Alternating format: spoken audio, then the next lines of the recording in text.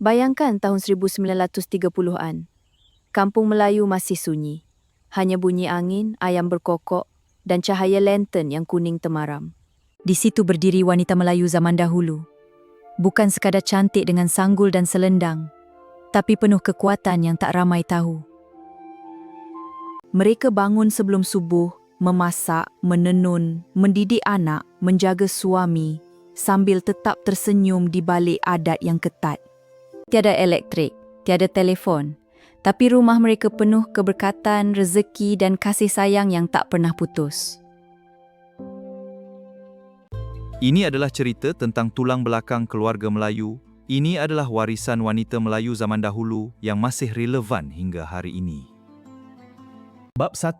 Gambaran umum wanita Melayu zaman dahulu. Dari kampung ke istana, kekuatan di balik tabir adat. Mari kita telusuri kehidupan dan peranan mereka. Assalamualaikum.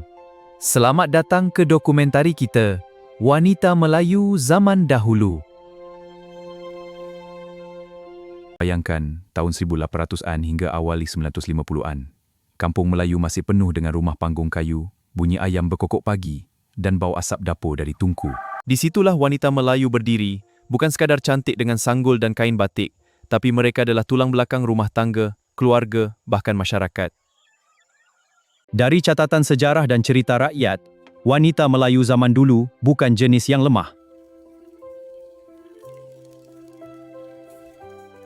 Mereka belajar mengurus rumah, menjaga suami, mendidik anak, menenun songket, memasak jamu, dan bahkan ikut serta dalam upacara adat besar. Walaupun hidup dalam dunia yang penuh pantang larang dan adat kesopanan, mereka tetap bijak, tabah dan penuh kasih sayang. Aku sendiri, setiap kali tengok gambar lama macam ni, rasa kagum. Mereka tak ada telefon, tak ada elektrik, tapi rumah mereka penuh keberkatan. Malam-malam mereka cerita dongeng kepada cucu sambil menganyam tikar. Pagi-pagi mereka sudah bangun menyapu, memasak dan mengurus ladang. Dalam bab-bab yang akan datang, kita akan selami lebih dalam, dari baju kurung sampai rahsia kecantikan mereka, dari kerja harian sampai adat perkahwinan. Semua ni bukan sekadar nostalgia, tapi pelajaran hidup yang masih relevan untuk kita hari ini. Bab 2. Pakaian dan perhiasan tradisional. Dari baju kurung ke kerongsang, simbol kesopanan dan keindahan Melayu. Mari kita telusuri warisan budaya ini. Assalamualaikum. Kita masuk bab 2, pakaian perhiasan tradisional wanita Melayu zaman dahulu. Bayangkan pagi di kampung tahun 1940-an. Seorang ibu bangun, ambil kain batik yang dia tenun sendiri, lipat baju kurung dengan kemas, pasang kerongsang emas di dada. Dan akhirnya ikat sanggul yang cantik dengan cermin kecil. Semua gerak-gerik tu dilakukan dengan penuh kesabaran dan hormat. Baju kurung dan kebaya bukan sekadar pakaian biasa. Ia adalah pakaian identiti Melayu. Baju kurung yang longgar, kain sarung yang dipadankan, selendang yang lembut menutup dada. Semuanya mengajar kesopanan dan keanggunan. Bukan nak tunjuk badan, tapi nak tunjuk budi pekerti. Perhiasan pula. Wah, kerongsang emas yang berkilau, anting-anting yang bergoyang, gelang perak dan sisir sanggul yang diukir cantik. Semua benda ni bukan beli di kedai, kebanyakan dibuat tangan atau diwarisi dari mak atau nenek. Setiap kerongsang ada cerita. Ada yang diberi sebagai hantaran kahwin, ada yang dijadikan amalan untuk rezeki. Aku tengok gambar-gambar lama ni, rasa kagum. Walaupun kain batik dan songket tu dibuat dengan tangan, warnanya tetap cerah dan motifnya penuh makna. Betul, cantik sangat. Bunga, daun, geometri yang melambangkan kesuburan dan keharmonian. Zaman dulu, pakaian ni bukan untuk bergaya je. Ia adalah cara mereka menghormati diri, suami, keluarga dan adat.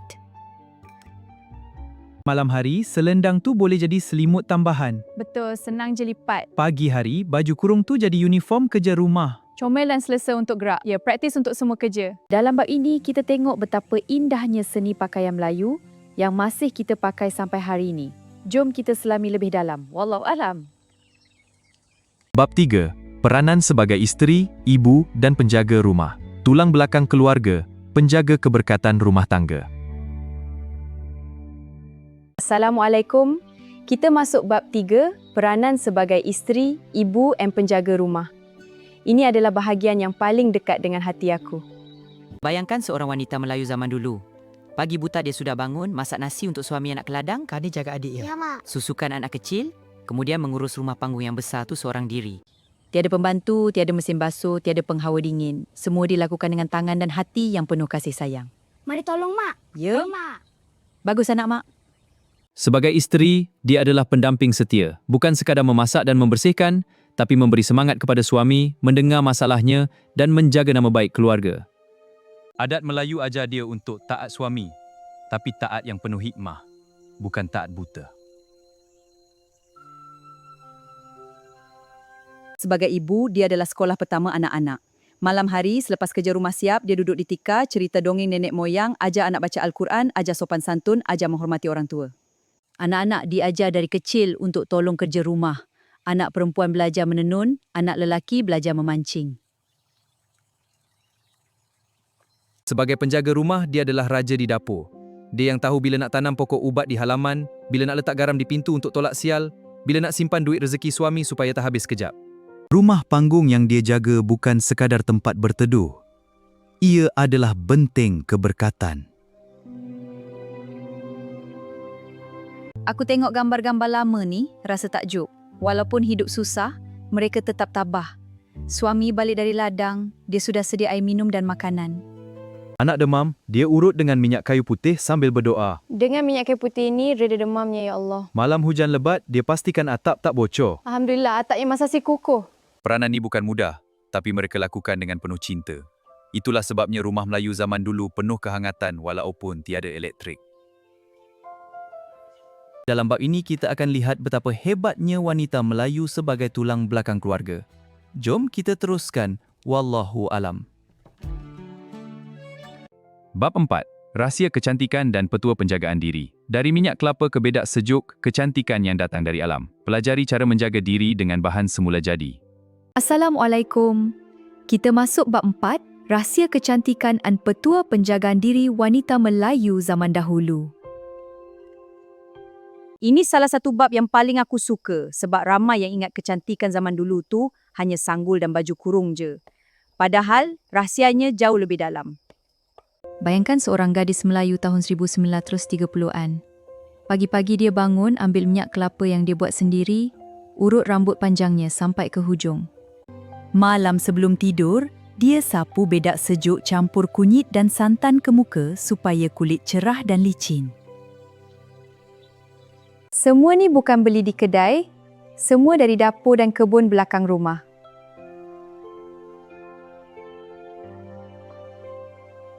Petua kecantikan Melayu penuh dengan hikmah. Rambut panjang hitam berkilat, minyak kelapa plus daun pandan. Kulit gebu tak berkudis, mandi bunga ros, melur dan cempaka setiap Jumaat. Bibir merah semula jadi, kunyah sirih dengan kapur.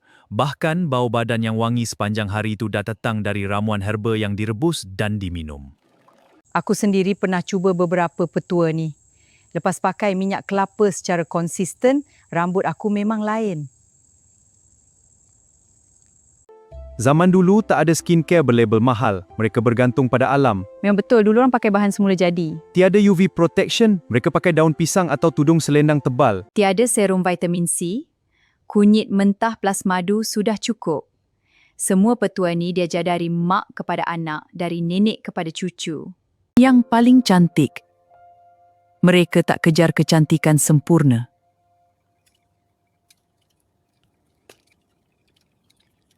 Mereka kejar kecantikan yang penuh adab, yang buat suami sayang, anak hormat dan orang kampung kagum.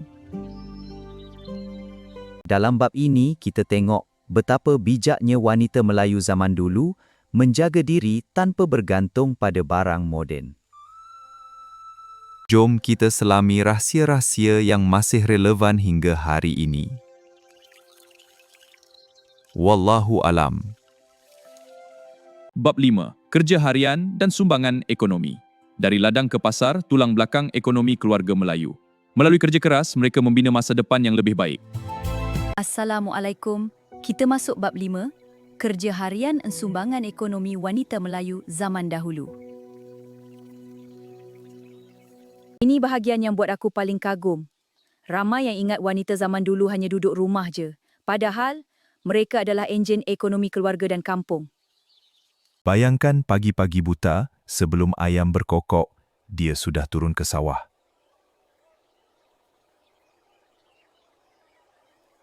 Baju kurung dikemas, kain sarung diselit, dia tanam padi, menuai padi, jemur padi, semuanya dengan tangan.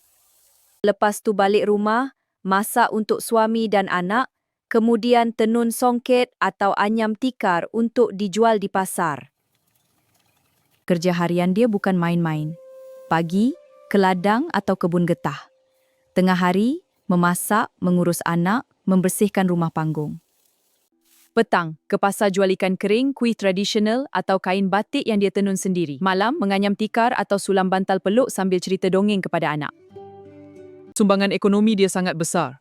Banyak keluarga Melayu hidup selesa bukan sebab suami je, tapi sebab isteri pandai mengurus wang dan mencari rezeki tambahan. Dia yang simpan duit rezeki suami, dia yang beli barang keperluan, dia yang pastikan anak boleh ke sekolah. Aku tengok gambar-gambar lama ni, rasa takjub. Walaupun tiada traktor, ada mesin jahit elektrik, mereka tetap produktif. Kami tetap produktif, Nenek. Tenun songket boleh ambil berbulan-bulan, tapi hasilnya dijual mahal dan jadi kebanggaan keluarga. Jual kuih di pasar pun mereka buat dengan senyuman sambil borak dengan jiran. Guys, kita Sedap dia, sedap. close kan? Mari jiran nak beli kuih manis tak? Mari Uncle, kuih itu tebal. Terima kasih, datang lagi ya. Zaman dulu, kerja harian ni bukan sekadar cari duit. Ia adalah ibadah. Setiap titik peluh ada hikmah, mengajar kesabaran, mengajar kerjasama dengan alam, dan mengajar anak-anak nilai kerja keras. Peranan ekonomi wanita Melayu zaman dulu ni yang buat masyarakat kampung terus hidup. Mereka bukan hanya penjaga rumah, mereka adalah penjana rezeki. Dalam bab ini, kita akan lihat betapa hebatnya sumbangan mereka yang tak selalu dilihat orang. Jom kita teruskan. Wallahu alam. Bab 6. Adat perkahwinan dan kehidupan sosial. Dari merisik ke bersanding, ikatan cinta dan kemesraan masyarakat Melayu. Mari kita telusuri warisan budaya ini. Assalamualaikum, kita masuk bab 6, adat perkahwinan dan kehidupan sosial wanita Melayu zaman dahulu.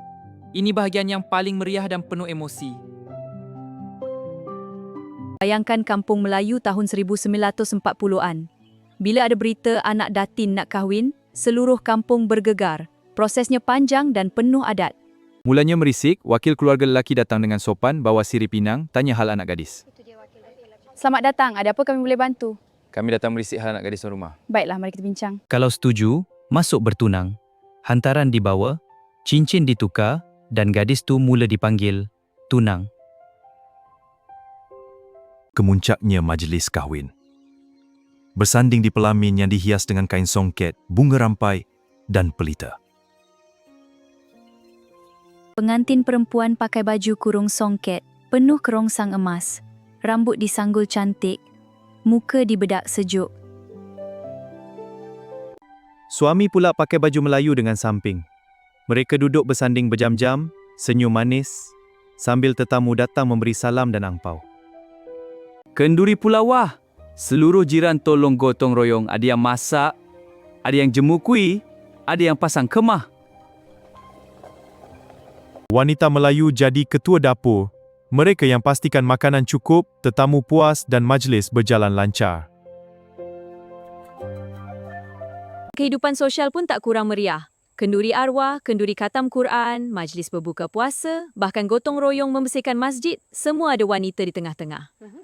Mereka bergaul dengan sopan tapi mesra. Duduk sama-sama anyam tikar, borak pasal anak, kongsi resepi dan saling tolong-menolong. Setuju, sambil kongsi resepi ya dan tolong-menolong. Aku tengok gambar-gambar lama ni. Rasa rindu. Adat perkahwinan zaman dulu bukan sekadar pesta. Ia adalah ikatan dua keluarga, dua kampung dan dua hati. Wanita yang kahwin bukan sekadar jadi isteri, dia jadi jambatan yang menyatukan masyarakat. Betul, ini daripada kita semoga berkah. Majlis yang indah. Semua ni ajar kita satu benda. Perkahwinan dan kehidupan sosial Melayu penuh dengan hormat, kesopanan dan kasih sayang.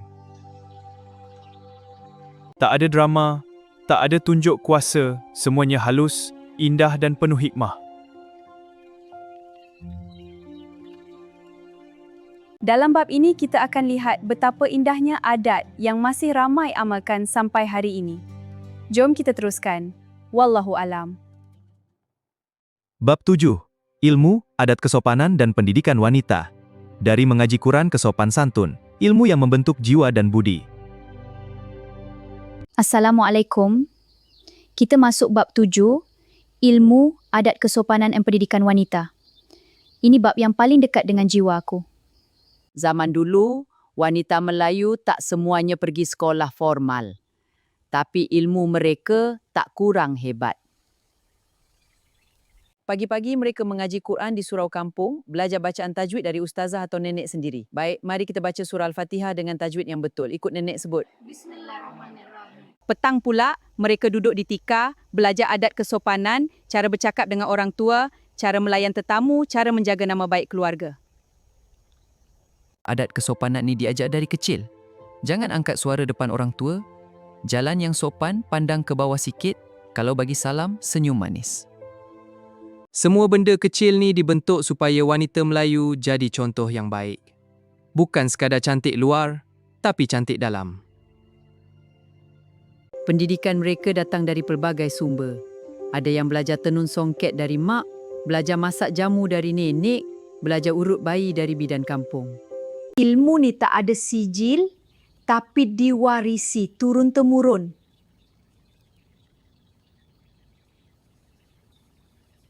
Malam hari, selepas kerja rumah siap, nenek akan cerita dongeng rakyat sambil ajar anak cucu tentang pantang larang, hikmah alam dan cara hidup yang penuh berkat. Aku sendiri rasa kagum bila tengok gambar-gambar lama. Wanita Melayu zaman dulu pandai mengurus rumah, tapi mereka juga pandai ilmu agama.